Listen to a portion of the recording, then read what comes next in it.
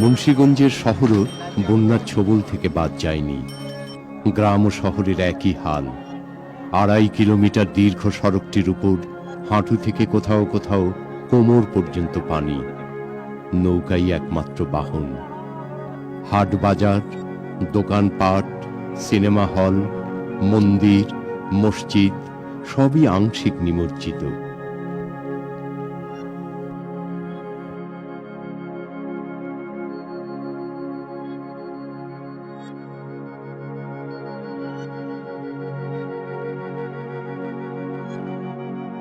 মুন্সিগঞ্জের ঐতিহাসিক এই দৃকপুর কেল্লায় নৌকা চলছে হরদম।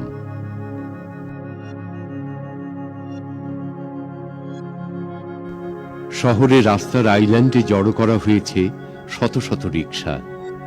রিক্সা চালকরা বেকার, কেউ কেউ এখন নৌকার মাঝি।